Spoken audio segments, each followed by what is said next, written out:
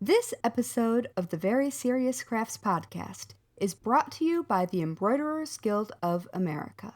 You're listening to the Very Serious Crafts podcast. We're very serious crafters. And we craft very serious crafts. Very serious. Hello, and welcome to Season 3, Episode 22 of the Very Serious Crafts podcast. I'm Haley from Red Handled Scissors and the Bones and Bobbins podcast. I'm Heidi from Hands Occupied. And I'm Molly from Wild Olive. Today we'll be talking about TikTok, hexiforms, and new crafts to try, because we just can't get enough. Never. Apparently. Ever. Never, ever. And also because I added to this list very, very early this morning. Yeah, in pandemic times, there's no time boundaries on life, so you can do work at 3 a.m., 1 a.m., 1 Things p.m. got a little weird after the midnight mark, but you know, you just go with it. So what have you been up to?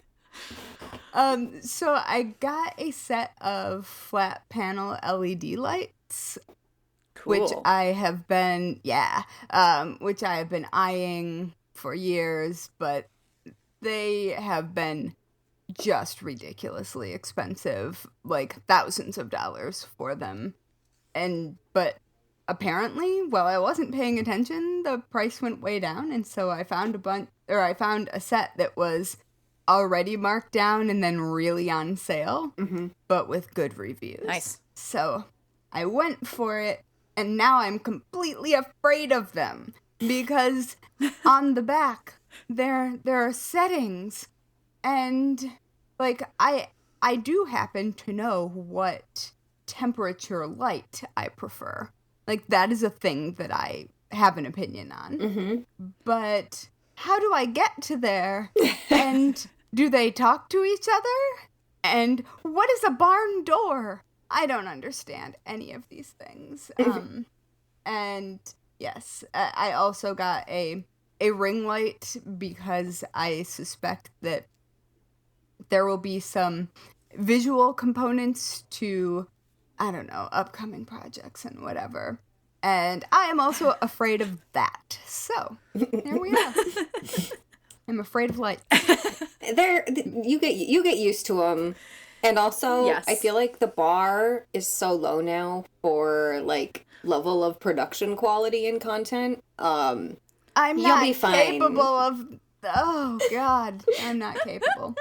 Done is better than perfect. Quoth That is fair. Molly Johansson. Definitely. Yes. But I also live in a cave, so I have never shot during daylight. Well, around here I've been just doing the usual. Gardening, just because that's been my thing since March. I like that, though. That's a good thing to have. Yeah, my home gardening wall, which I have yet to post a picture of. Sorry, everyone. The world eagerly awaits. Sure. Honestly, I haven't posted it because I have purple LED grow lights, and I think I might just need to not take a picture with them turned on, because the light turns into, like, purple and pink explosion, and you can't really see what's going on. Yeah, I hate it. I don't know. So, That yes. Not sounds yours, like something for just TikTok. that. In general, yeah. Anyway, so I feel the pain of LEDs, of being at home, and I'm trying to get work done, but because of, like, and I've read about this so many times on the internet this year and in talking to you guys this year, it's just really hard to, like, stay focused and get stuff done when you're locked inside forever. Yes. And so I've been trying desperately as the days get shorter and shorter and shorter to try to spend time with my plants every day to, like, get my anxiety down, get connected with my feet, you know, and then trying in general overall to establish healthy routines for this winter. So, like, in terms of diet, exercise, attempting to get a full night of sleep, attempting to have work boundaries, lol. You know, these things that are super easy to do. Do you know Super that there are actual playlists specifically for plants? Oh, man. Tell me. Yeah. Please tell me as I put my chin on my fist. Yes, I think I may be wrong, but I think there's actual science behind it. sort of like how it's good for your plants for you to talk to them because like vibrational stuff. But there are actual plant playlists, and Actually, you need. Actually, so there's this album that I am familiar with from like the 70s called Plantasia by a guy named Mort Garson, and it's probably one of my favorite albums on the planet. Haley is nodding her head and smiling. It is amazing. It's like this synthy music. It's been reissued recently, and there's even been a follow-up album released in like the last month by like contemporary artists. Really? Yeah, it's super dope. I'll put it in the show notes. Sorry, this is still just the intro chatter, but plants excite me these days. I'm literally wearing a plant t-shirt right now. Yes, you are. From the Garfield Park Conservatory, which about a year ago, and this is one of the fondest memories I keep coming back to in the pandemic, they had a Plantasia event, and they were piping Plantasia throughout the entire conservatory and grounds. And then they also had a couple different areas with live bands, kind of like a music festival, doing like synth music that started out with like a Plantasia chord progression, and then they like vamped on it, and it was really cool. Cool. Anyway, sorry, plants, I get excited. I mean, you gotta do what you gotta do. I have acquired 2 new plants recently, and I truly did not need any more plants, but they are the kind of plant that moves during the day. Cool. And that has a scientific name, and I'm not going to remember it right Me neither. now. It's something reactive. But this is Haley and Heidi being Haley and Heidi right now. Yes. But anyway, you can tell what time of day it is by looking at them, and that's awesome. It makes me so happy that they move. It's like they say hi. And they also grow. I like it. Plants grow, and they remind you that like time is passing and things like that. and things are alive. Yeah. Yep. And things are depending on you to keep them alive. And they give you oxygen. Oh my goodness. Sorry, Molly. It's good. What have you been up to? It's all good. I've obviously been up to plants. Well, so I had something completely different in mind to tell you about today. Like in this, just like, oh well, I started a project I shouldn't have, but instead, and it was really funny as you guys were talking. The cat was like pawing at the door. She wanted to come in, and she's not coming in because she is a naughty cat. And Darcy Cat, this morning I woke up, got out of bed, went to check on the guinea pig, and Darcy was in the guinea pig's house this morning. And I was like, what? She had no interest in Lieutenant Nibbles. She was eating her hay, which makes her barf. What? And I have been suspecting her of this crime for days because I have heard her little paws hit the ground, and I'm like, where could she possibly be jumping off of? She's been going in the guinea pig house, which is like open top. And there's been discussion over, do we need to cover the house or is it fine? I was like, it's fine. She's not going to go in there. Nope. She's been in there. At least she doesn't want the guinea pig. At least she's like, nah. Yeah, no, she's slightly afraid of the guinea pig. And the guinea pig has like a little, a pigloo that she can go and hide in. But I was like, Darcy Cat, are you kidding me? I was... And then she just looked at you with her crossed eyes and was like, meow. Yeah, exactly. She's like, what, do you have a problem with this? I don't understand. Yeah. So that's what's been going on here. More indoor things. Yes. My kittens won't stay out of the shower. I'm gonna get in trouble. It's a problem. Yeah. So, before we jump into talking about actual things that we're supposed to be talking about, we want to give a shout out to some new serious friends of the Very Serious Crafts podcast who are now supporting us at patreon.com/seriouscrafts. Many thanks to Cheryl and Valerie. You are the best. Thanks. Woohoo. Yeah. So, I have discovered a new thing, in the world of English paper piecing. Ooh. And by I have discovered, I mean I became aware because somebody else discovered. You know how when you're doing English paper piecing, especially a really big project, you want to keep the papers in as long as you can so the structure of the project stays how it's supposed to, so your tension stays how it's supposed to. But then you have to go back through and pull out like 300 pieces of paper that are glued in. But anyway, there is apparently a solution for this called hexaforms. And they are basically English paper piecing templates, like the paper templates that you would either buy or make. Yeah. Except they're made to just be left in because they're washable.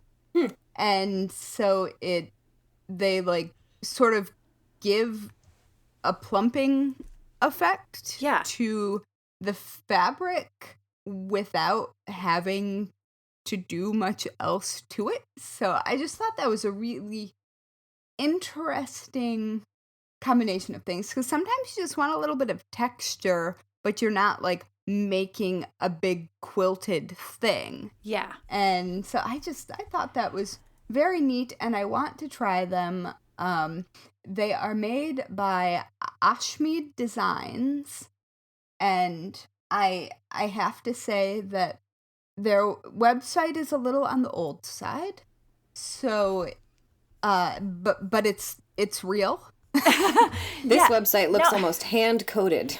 I pulled this up to look. I don't know if I've seen these, but I have done something similar, and I'm trying to remember. There was some project that I was working on, and I don't know if I ever actually finished it, which sounds about right. Did you use like Wonder Under or something? No, but I think I used like a really heavy stabilizer as my pieces, and because I think I was making like a bookmark or something, and I thought, well, what if I had something that I could leave in the pieces?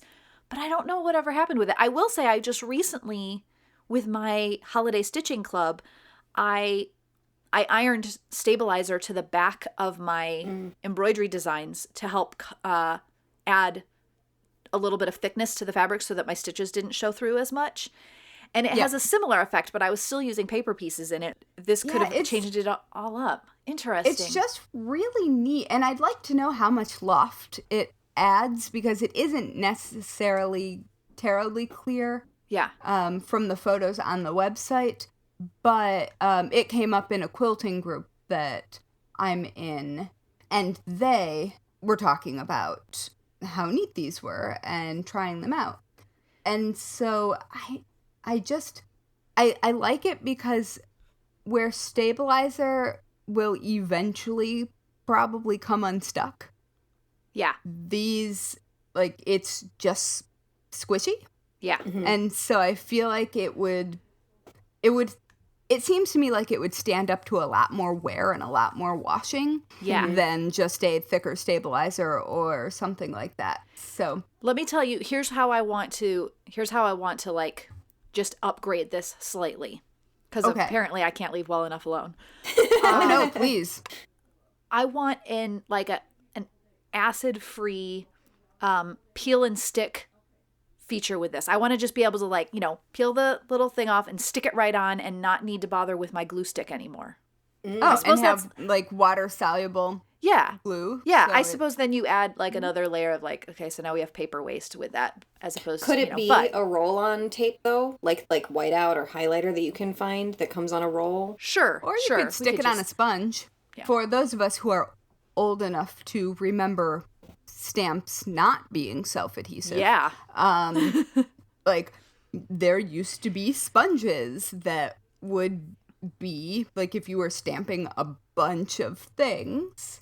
You still need those for sealing envelopes for Christmas cards, especially in 2020. There you go. First. That is true. But anyway, I feel like that could be like Yes. it could have a similar background to that, and then just were it not pandemic time, I would definitely be tempted to lick and stick my hexagons. So I feel like at some point your mouth would be like, nah. oh, definitely. There could be like a dispenser, like a tape dispenser.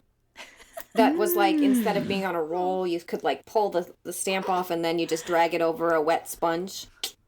That's how to be eco-friendly. Ooh. I like it. Green New Deal. Yeah. Make your eco-friendly craft supplies now. You'll be a millionaire in the future. We clearly need to send this episode to Ashmead Designs. There you go. Speaking of eco-friendly crafting things, and somewhat related to this, as it is a squishy shape, I received a package with, the cornstarch packing peanuts. And usually those are so fun. Mad when I get a package filled with that, because they take up so much room, and sometimes I put them in the bathtub and give them a shower and then they go away. But like, I have to do something with them. And I opened this box and they were star-shaped. And I have never been more delighted. I've never been more delighted in my life to open a package and find packing, not so much peanuts, packing stars. That's amazing. I didn't know that was a thing that could exist, and I saved them because I was so excited. I don't need them, but I feel like, I don't know, there's something to be done. Well, with the thing that will melt if water touches it. Yeah. There are, they sell them as like a kid crafting tool. Like you can buy them in colors and stuff. Yeah. I've never seen the star ones, but the regular ones come in colors, and because you can put out a sponge and like dab that on there and then build with them, and there's all kinds of cool things. They're a good they're a good sensory craft at the library too. That makes some sense. So, speaking of librarian brain, that's a pretty good transition there. For my first topic of the episode, which is, like the trend setter and cutting edge content creator I am, I just got on TikTok. Yes. Who knows if TikTok will be around? You're making me feel so old. Oh, you're telling me. In my notes here, I said, craft TikTok is fascinating. I feel like an elderly alien interloper. But I like it because it's kind of making me feel like a librarian working with teens again. So there's that. That's a feeling that I haven't had in a while. And also, like, in a world where teen centers at libraries just aren't open, maybe some nerdy kids will come across this is the difference between knitting and crochet, and here's how to do a knit stitch videos, and then they can sort of feel like they're connecting with humanity, maybe. Yeah. I mean, teens have it rough out there right now. Yeah. Yeah. I would not want to be a teenager in 2020. Mm-mm. A lot of people are using TikTok in that way. Yeah. It seems like I guess, for lack of a better word, to play with other people. Yeah, totally. And I appreciate that. Yeah, the videos are kind of fun to make. It's what I'm doing is part of TikTok's Creative Learning Fund, so it's sponsored, disclosure. This topic's not, but it's fascinating to me that, like, this program exists, and, like, the whole point is for me to put up a video, like, pretty much every day between now and the end of the year, and I just was like, I'm not going to overthink it. I'm going to do my 4 primary areas of expertise, knitting, crochet, latchwork, macrame, and then just do basics on all of them, and then I'll just see who wants to know more about X, Y, or Z, and just keep doing it. They're, like, 30 seconds. They can be up to like a minute if you upload it, but that's all TikTok app complication stuff that you can look up on the internet if you care to start making TikToks. But the hardest thing is making it like friendly to the TikTok platform, because it has to be like vertical, it has to be in certain time limitations, and music is also helpful. So getting like the music hits to line up with the video to make it more fun to watch is a challenge, but I kind of like it. Because I like editing video. But the biggest thing I'm trying to keep in mind is is how to avoid perpetuating myths about yarn crafts, because I think that is the issue with this format and with Instagram Reels is they don't prioritize reading any kind of caption. And there's also a severe limitation on how many characters you have on TikTok for a description. They want your content to be in the video. Right. And so that's why Witch Talk is such an exciting and misleading place to be. Totally legit. But yeah, anyway, I'm kind of rambling now because I've had a lot of coffee. But TikTok's fun. I'm just really trying to figure out the best way to not put out misinformation. So I'm just like every video is like 2 to 3 sentences at the most, because I'm just like, it's got to be like snap digest, snap digest, snap digest. Yeah. And then that's really cool. And then if they want something more advanced, I'll be like, way ahead of you, kid. I've been doing this for 10 years. I'm old enough to be your mom. Here's my YouTube. Like, oh my goodness. That's the idea. Speaking of that, I posted a photo of me wearing some of my normal clothes, but in a very specific stylistic combination because it was laundry day. And I turned out looking very, very much like a Hot Topic model from the 90s. And I made a joke about it. But all of the sudden, on multiple platforms, all of these teens showed up. And I was like, I'm pushing 40.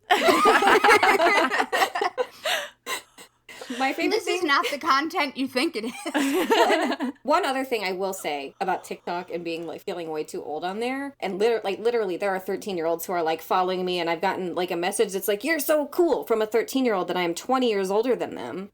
And Aww. I'm also like, when I was a librarian, I had a background check that involved fingerprints and like multiple criminal databases to have that job.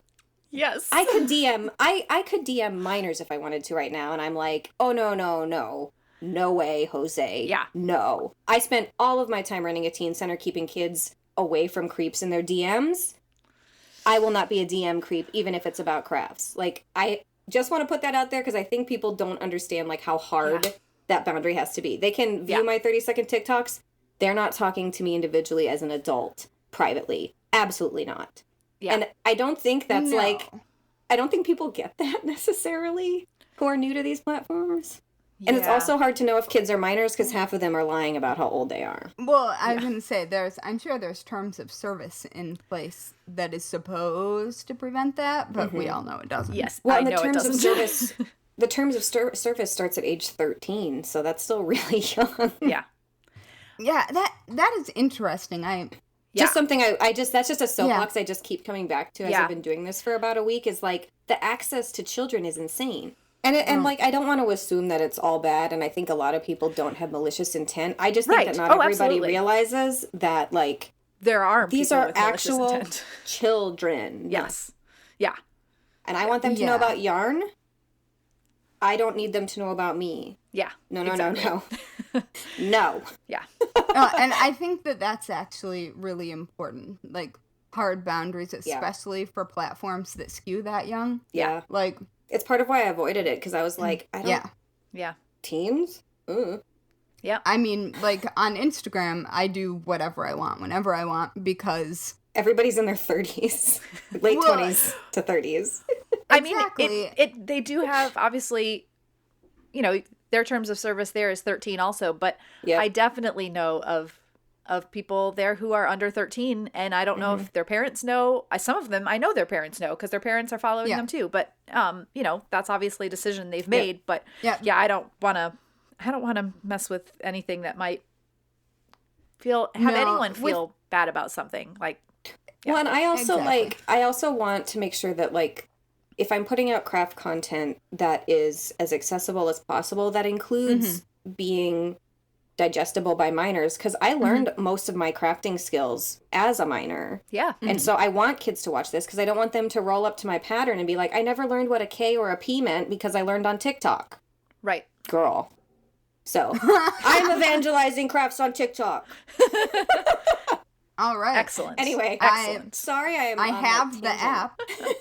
Yeah. Follow me. Well, you can be one of my only other followers in my age decade. All right. I'll find you on the TikToks. well, at the other end of the age spectrum, Yes. from teens, I have some crafty show and tell for you all. And please. in this case, I guess for our listeners, it could be like listen and tell or something. But I recently learned something about a bag that has been in our house. I'm going to show it here on the video chat. Ooh. It's got like I a like it wooden already. frame. It's like a tapestry kind of brocade brown floral fabric. Obviously, I will take a picture and put this in the show notes. And then it has a wooden frame at the top with like this cool twisty thing that splits open so that it opens. And It's like a wood purse frame, but it looks like there's a twisty pretzel rod on top. Exactly. It's very attractive. Exactly. And it has like a little metal piece that helps hold it all shut. I have seen this bag around our house for a long time, and it was only within like the last couple of weeks that my mom told me that this bag belonged to my great grandma Molly, who I was named for, and that it was her project bag. What? How did I That's not so cool. know this? And so she usually my mom said she remembers her always having either like needlepoint or crochet in it. She wasn't necessarily taking it places, but it was at her house, and that's what she would keep her current project in. And my mom said she remembers her like working on crochet things, and then we both remembered this granny square blanket that she made, and I shared pictures of it on my blog like ages ago, and so I'll link to that in the show notes so you can see that as well. But I thought to have this bag that was like, I always feel like this, it's so special. I feel really blessed to have family craft related pieces. Like it's special to have those things. And especially a project bag, and knowing that it was a project bag. That's very rare. Yeah. That is such a personal item. Exactly. It's like my mind kind of was blown, and I was going, why didn't I know this sooner? But so it currently has, because when you find that out and you feel that there's something in it, you're hoping that there might be something really incredible in there. It actually just has some like 80s cross stitch kits in it. Still That's sealed. awesome. Still sealed. So if anyone, You could probably sell those on eBay. I probably could. I mean, we're talking, they've got the or to price the tags teens on them. on TikTok. There They're you like go. the 80s, right? There you go. Yeah. So, anyway, I thought you guys would love to see it, and listeners would love to see it, and yeah. So It's really cool. I've never seen a wooden purse frame. Like it's like a clamshell yeah, frame, and it's very neat. it is. My mom said that it was regularly borrowed for like plays where someone needed something that resembled a carpet bag or something like that. So it has been used different ways, but it definitely was Grandma Molly's project I love bag. that. So there you I go. love that That's you so also cool. share a name as well as a project bag. That's really, really, really nice. It's cool. It's cool. Yeah. And I hope you use it, because I feel like so many things like that don't get used. Like my grandmother gets really mad at my other cousins. Yeah. Because she will give them things and they will put them away for good. Yeah. And instead of using them, and she really, really likes that I actually use things in the way that they were intended to be used. Yeah. I mean, I take good care of things that are fragile, obviously, but I think it's really nice to have that tactile connection. Absolutely. Well, I also have a little sewing cabinet that was hers, and it is actively used. The items that my grandma then had stored in it, I sometimes am just using the items like just as they had been, Yeah. and I'm pulling things out and digging through the knitting needles in the side compartments and looking for tools in the drawers and stuff. So I love that that just makes me feel really good. That's probably my favorite thing about like making anything by hand is feeling connected to the generations of people who made things before us. Yeah. Like that feels really, really good to me. Yeah. I guess it feels like my ancestors have my back or something. I realize that sounds a little weird, but it makes it less of an idea. It makes them less of an idea and more of a reality. Yeah. Yeah. And I feel like, especially as women who, in especially generations past, in my opinion, have been very easily relegated to being invisible once they're over a certain age. Yeah. Other than the beloved grandma that makes food all the time and cleans your stuff up. Yeah. Oh, boy. Opinions. Sorry, don't want to go on another tangent.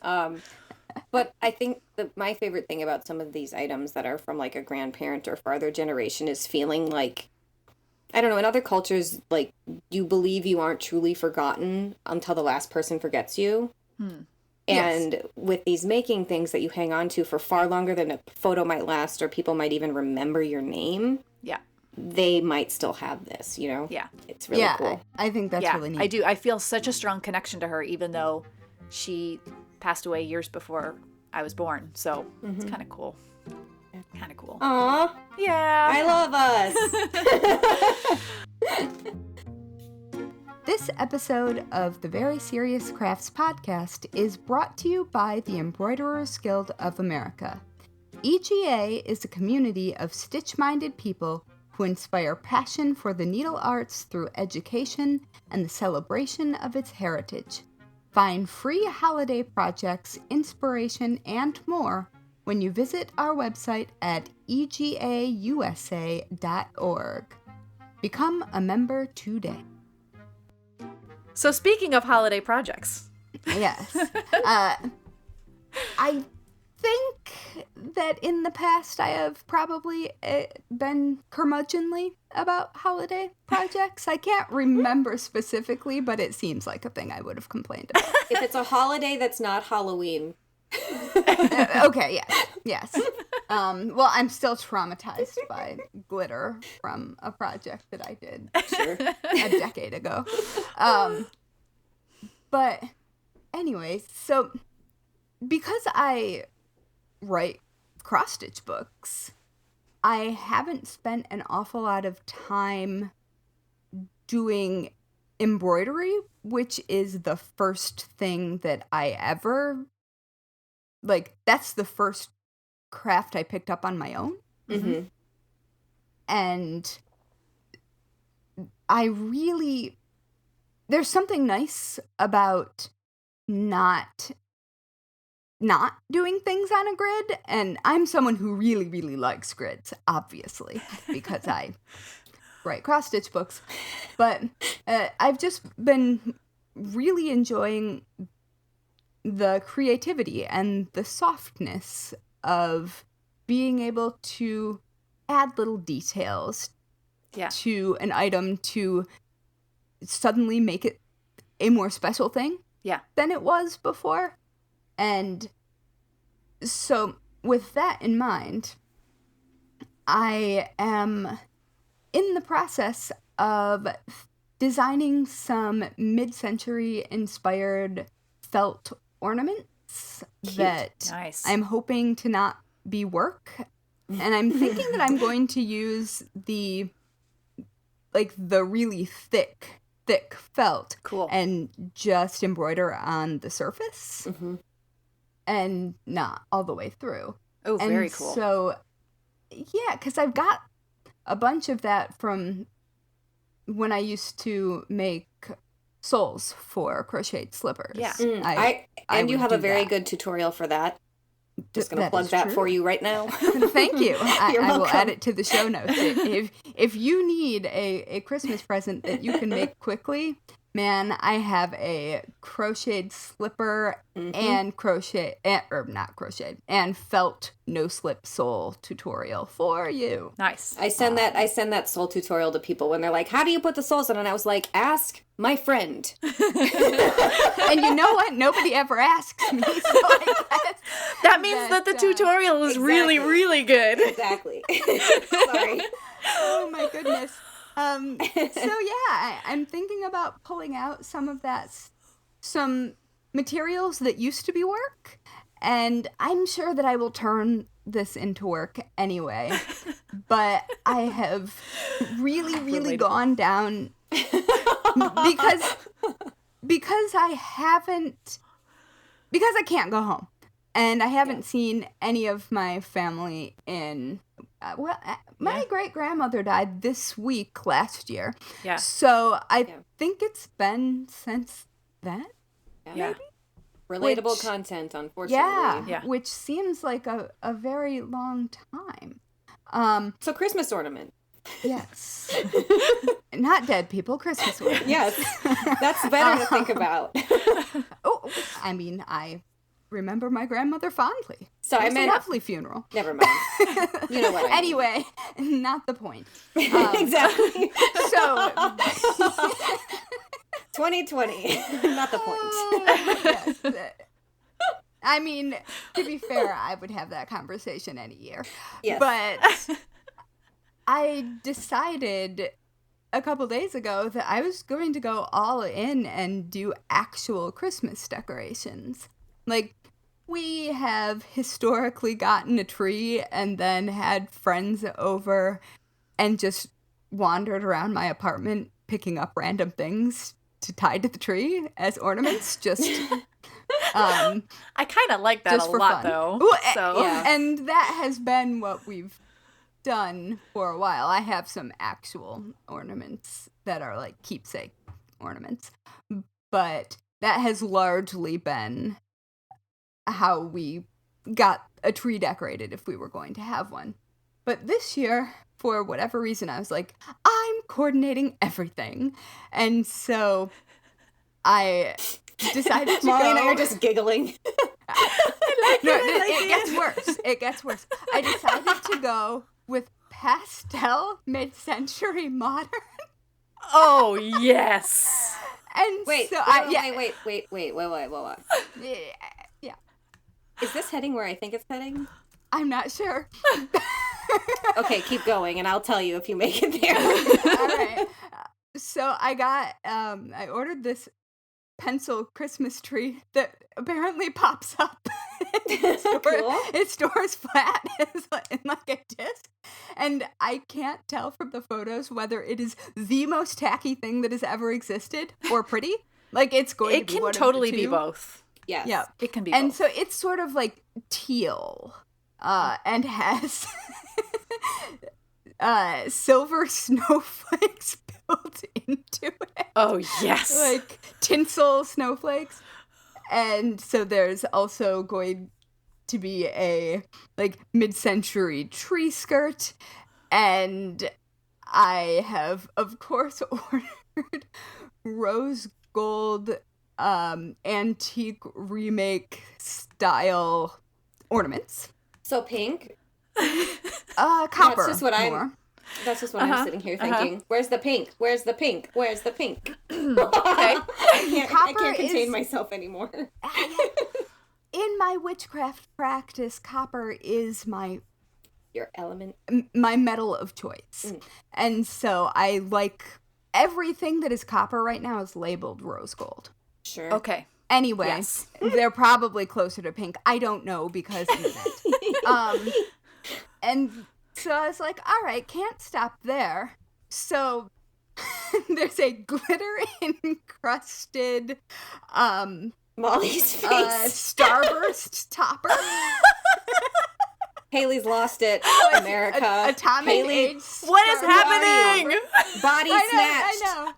And also stockings that are in like muted pastels with either the 2 for Jeremy and I have like atomic age designs on them, and the 3 for the cats have those very like I Dream of Jeannie looking cats. Yes. And I mean, I Dream of Jeannie is obviously an entirely problematic rabbit hole that we won't go down, but you know exactly I know what the cats look like, though. I know what you're talking about. Yep. I'm here for this, Haley. I love it.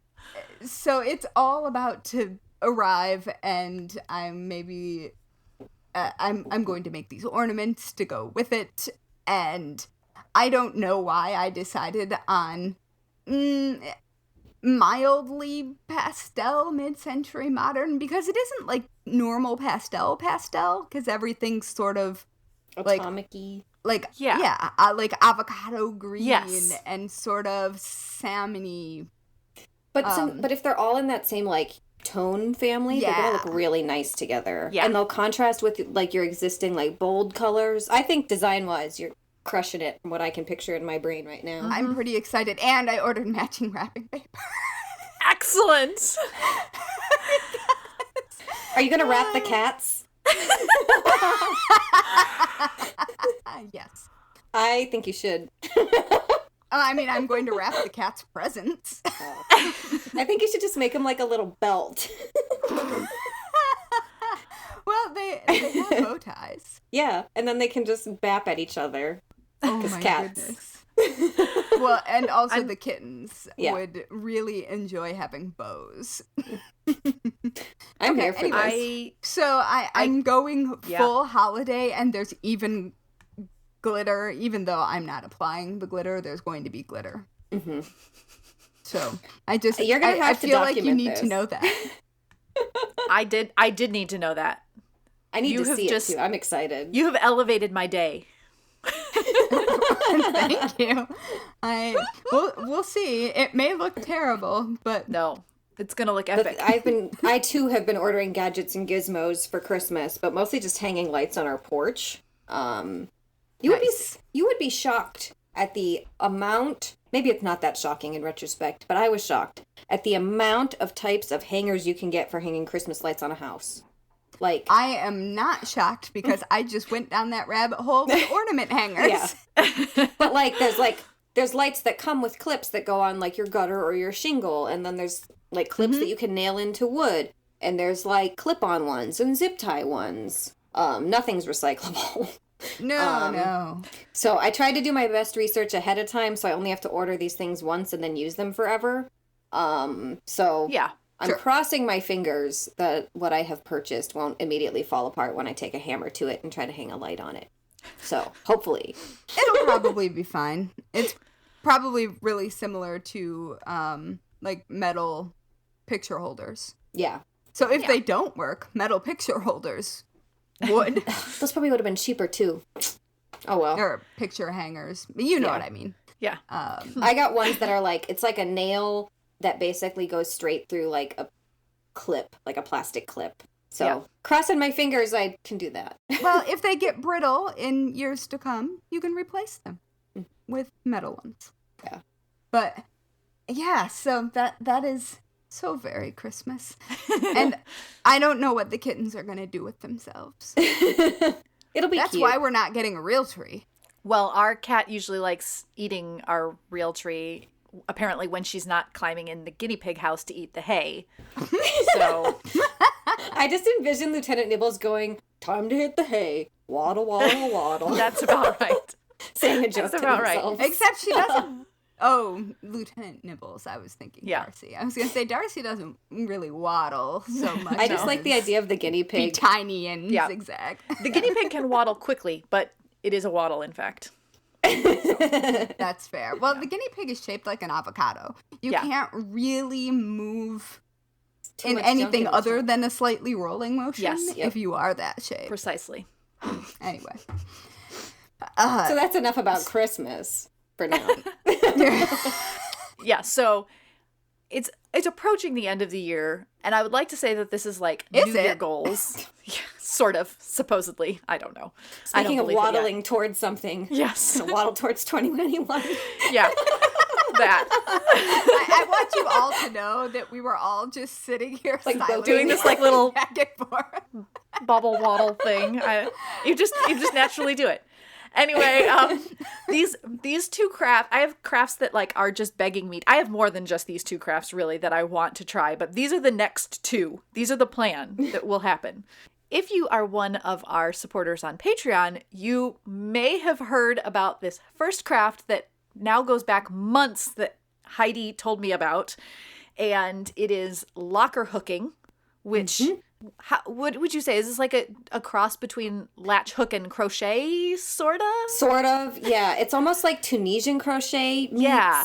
Like, because you're loops. taking like fabric strips and you're looping and knotting them onto like a latch hook canvas. So Heidi sent me some latch hook canvas. Now, when was that? That was months ago, easily. And well, because I am up to my eyeballs in latch hook canvas at any given moment. Yeah, and she was like, you got to use this, like, the good stuff. So yeah. The brand is called Color Crazy. I'll link to it in the notes. They even have 2 sizes of latch hook tool. They're the only place I can find one in a smaller size. Nice. Awesome. Yes. Nice. Sorry to steal your topic. No. That's, so she sent me that, and I have not done anything with it because I did not yet have a locker hooking tool, which basically looks like a crochet hook with a needle eye at the other end.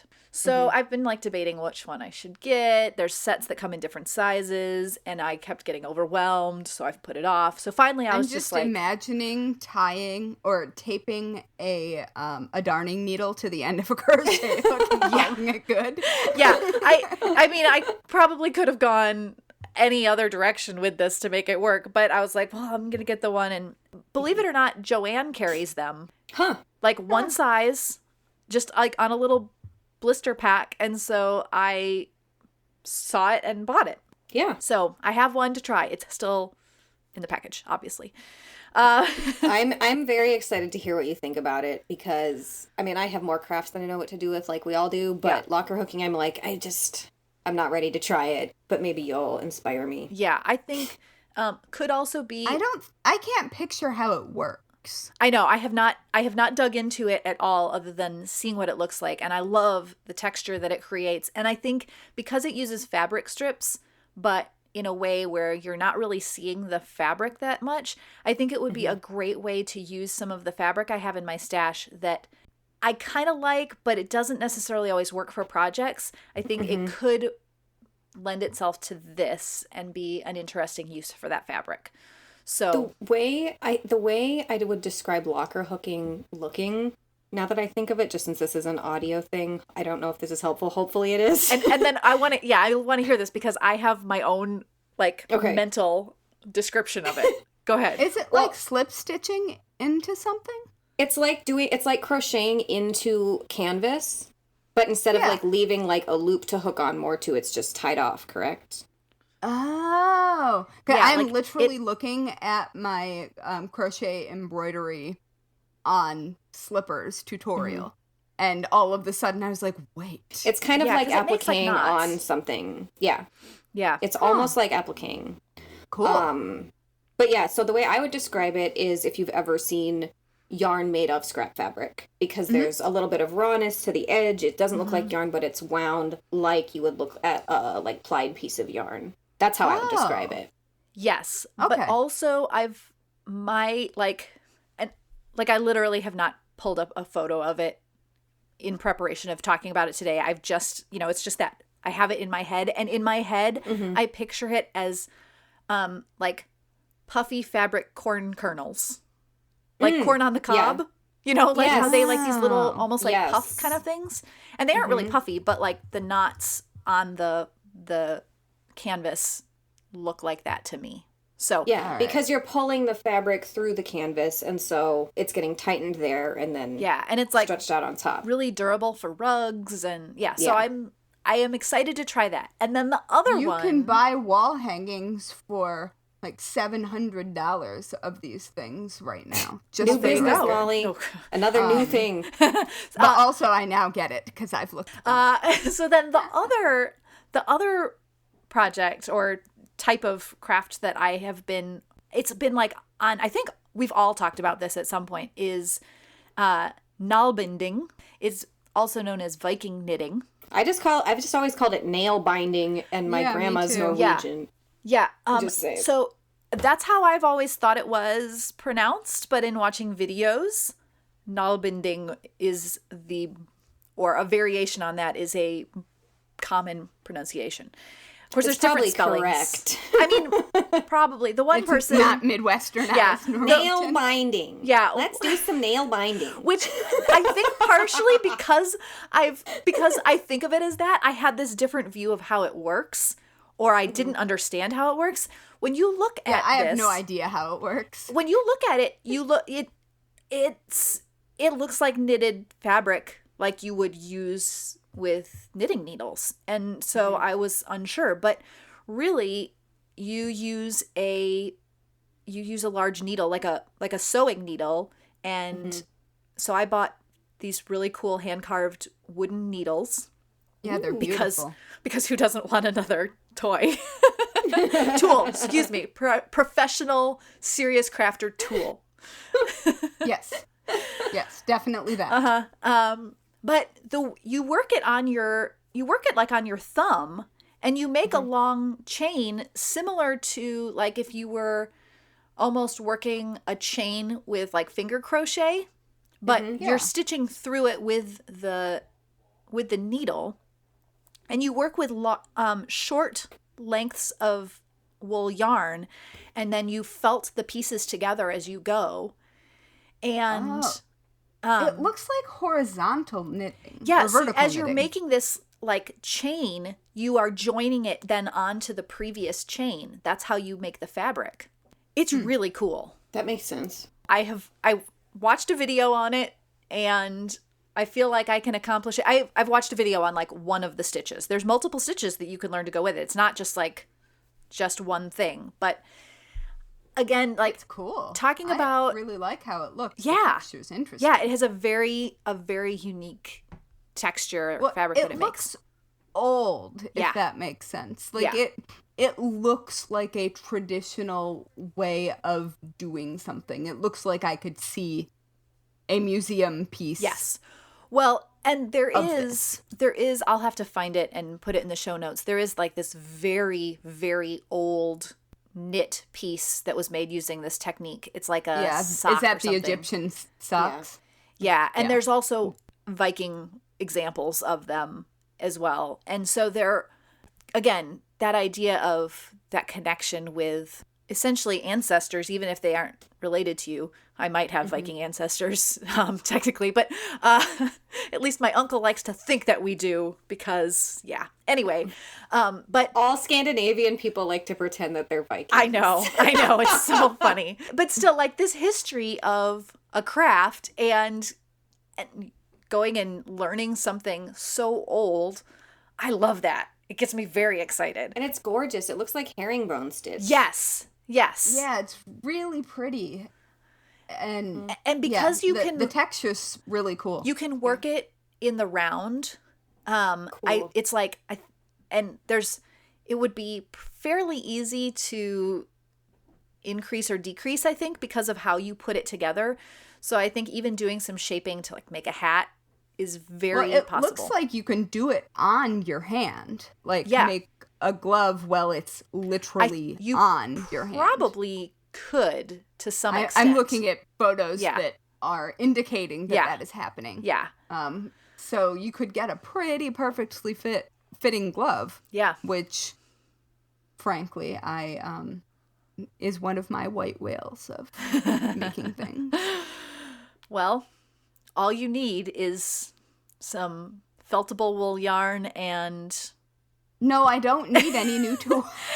Oh, come on. Yeah, here's the thing with this, though. It's fairly inexpensive to jump into this because, like, the hand-carved wooden needles I got were, like, $5 or something on Etsy. They were not very expensive because they're really simple. I am sure my dad would make them. Yeah, for me. exactly. They're so simple, and then And he you would be probably very have the yarn. excited. So it's not that hard to at least just try it, you know? Yeah, fine. Sorry. But yeah, so we shall see if this happens. Like, do I even try it before the end of the year? Probably not. It'll probably be like... If you do, you're going to get stuck in this obsession where it's the only thing you want to do. It's true. Yeah, you'll be on like Christmas Eve, like, I'm sorry, family. Well, I've got to do some knoll bending. That week between Christmas and New Year's is always, I always feel that way. So it could be. I've got a need. The need is to do some knoll bending. I love how I said that. Like, I always feel like the need that's to the most do some knoll bending. wholesome thing that you could possibly, like, just need to do. You just gotta have your fix. Sorry, fam. I could put got a case of the bins. Oh gosh, no. That is terrible and wonderful. I haven't left the house in 9 months. Yeah. Anyway. Yeah. I got a knee. Sorry, I'm watching a lot of professional wrestling. So now I'm just thinking about wrestling promos about knoll bending. Whoa. Sorry, This is only funny to me. Doing that. You're wrong. It's funny. Can you smell what Molly is knoll bending?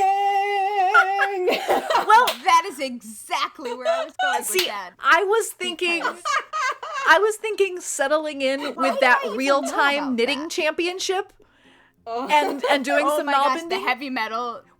Yes, you could do both. Yeah. Knoll bending probably is like a special category in that like hard rock or what was it called? Like Yes. the competitive knitting. Yeah, heavy metal knitting. Heavy metal knitting Heavy championship. metal knoll bending. I was thinking Get like into I think it. people were doing it, actually. I think there Could is be. some knoll bending in that video. and if you have not seen that, listeners, I think we completely enjoyed talking about that in a half-stitched episode, but we watched it in real time. yeah, it was pretty together, good. But I feel like that's a great segue to close this baby out. yeah. all right. And I already called dibs on doing a wrestling promo to kick off our half stitch episode that we're going to record in about 2 minutes. Okay, perfect. Because I have an idea. Oh, good. I'm in. And on that note, thank you to our sponsor, the Embroiderers Guild of America. Learn more at egausa.org. Thanks for listening to the Very Serious Crafts podcast. You can follow us on Instagram and Twitter at Serious Crafts and on Facebook at Very Serious Crafts. You can also find show notes and all things Very Serious Crafts at veryseriouscrafts.com. And finally, if you're a fan of the Very Serious Crafts podcast, please leave us a 5-star review on whichever platform you use to listen to podcasts. Good ratings help us show up in recommendations, which helps more people who love crafting find us. Indeed. Thanks, guys. Thank you. Yes, thank you.